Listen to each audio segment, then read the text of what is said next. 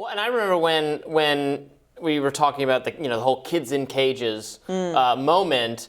And then it turned out some of those images were actually from the Obama administration, and also that the Biden administration wasn't making a radical break with that policy.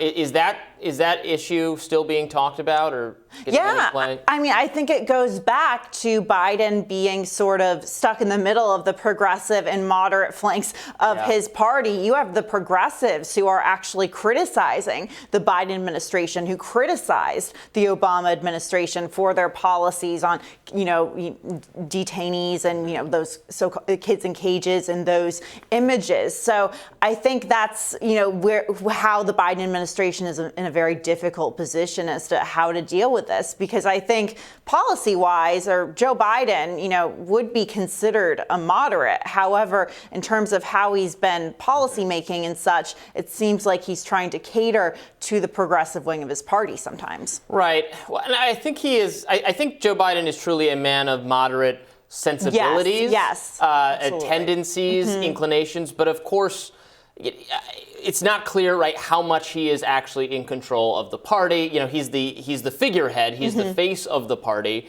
but who makes the decisions? Who briefs him on issues? Who tells him, well, we're going to focus on this?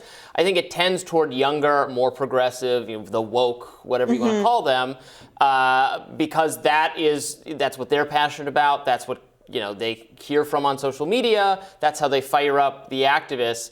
But I think it's obviously not what interests the kind of voters that form the most important part of the Biden coalition. Right. I mean, Joe Biden is in a very different Democratic Party than when he was a senator or even when he was a vice president. And you use that term Biden coalition. That's so important because we saw, so much debate as to what was the reason why President Biden won Georgia. You have a lot of moderates pointing to that black voter turnout, which was so incredibly important and always is incredibly important to the Democratic Party. Black voters, particularly black women, I think are, the backbone of the Democratic Party. But you also have progressives saying, well, progressive voters, young voters also were driving that turnout in states like Georgia and other states across the country, particularly with younger people of color who identify as progressive. So I think there's sort of this internal debate as to,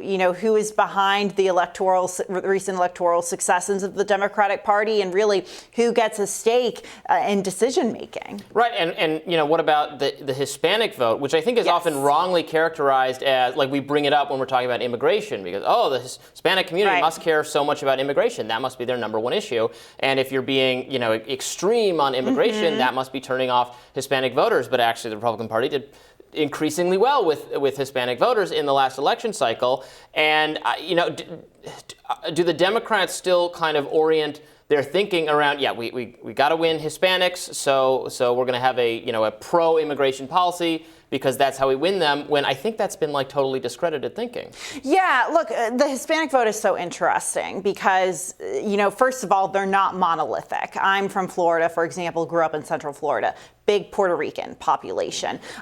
Puerto Ricans in Central Florida tend to vote Democratic. But for example, if you go further down south to Miami, you have the Cuban vote. And Cubans tend to vote more conservative. But of course, there's a generational shift within the Cuban voter bloc. Younger Cubans we tend to see voting more liberal or increasingly more liberal than older generations. So we can't say that the Hispanic vote is a monolith because there are so many different parts. And, to your point on immigration, I mean, so many different issues are impacting them as well. For example, and you're seeing Henry Cuellar deal with this in Texas's 28th district, abortion. The Hispanic population tends to be heavily Roman Catholic or evangelical or conservative Christian. So for someone like Henry Cuellar, it's a rarity to see a Democrat who is very much anti-abortion, but for his district, it actually works. So, and obviously the economy, like everyone else, else, Hispanics are being impacted by inflation. They're being impacted by health care. So, it is definitely, I would say, a bit of a generalization to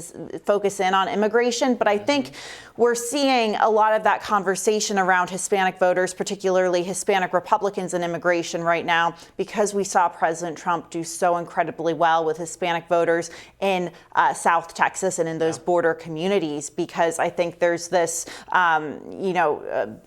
assumption that Democrats make, say, oh, well, they're probably going to be more liberal on immigration when some tend to be more conservative. Yeah.